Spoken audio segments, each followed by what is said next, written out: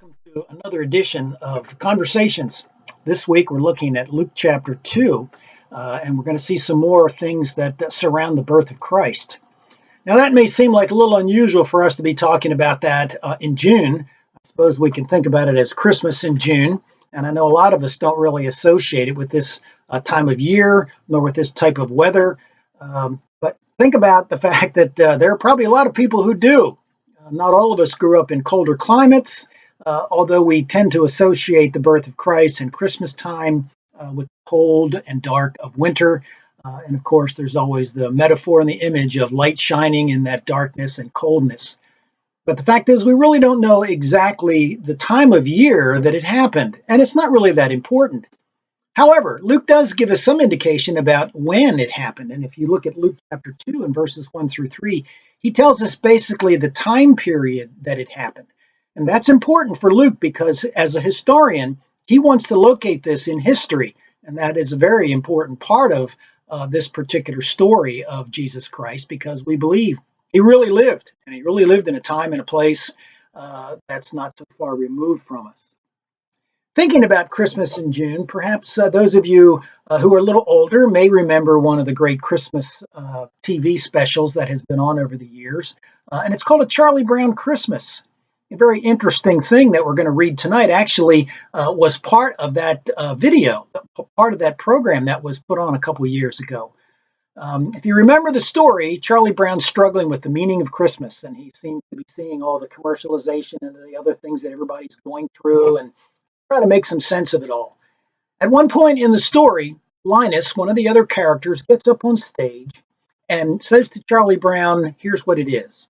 And he reads, or actually recites, from Luke chapter 2, verses 8 through 15, one of the sections you're going to read in Luke chapter 2. And at the end of it, he looks around and he says to Charlie Brown, and that's the meaning of Christmas, Charlie Brown. So if you remember that, you'll be able to kind of associate a little bit of this with what happens in a Charlie Brown Christmas. What I want you to see here as you read through it is you think about the number of unusual occurrences. Again, in Luke chapter 1, we noticed that there were some unusual occurrences surrounding the conception of John the Baptist, as well as the conception of Jesus himself, and of course around the birth of John the Baptist. Here we see some unusual occurrences happen around the birth of Christ. We see shepherds in the field. We see angels appearing to them. We see Mary and Joseph when they go to the temple to dedicate Christ in the temple. Two people come up to them and tell them some things they're not prepared nor expecting to hear. We see also Jesus in the temple when he gets to be around age 12.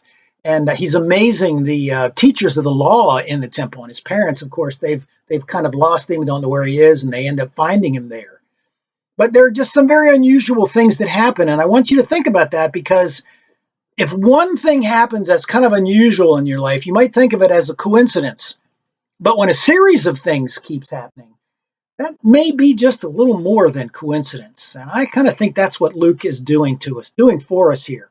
Certainly what God is doing for us here is setting up some signposts for us to think about who this person is, this person Jesus of Nazareth. Well, we get a little bit later on in the story, we'll begin to see even more unusual things, and Luke's kind of set us up to hear those things, maybe to set us up to realize a lot of things happen in the life of Christ that just were more perhaps than coincidences. So we begin to get ourselves set up for a rather remarkable life. So think about the things that we're going to see here, and you may want to consider that when God went to all this trouble to set up these signposts, just maybe it's because he really cared about humanity. Went to a lot of trouble to give us these indications that this is somebody special, this is somebody different. Maybe this is somebody you ought to listen to.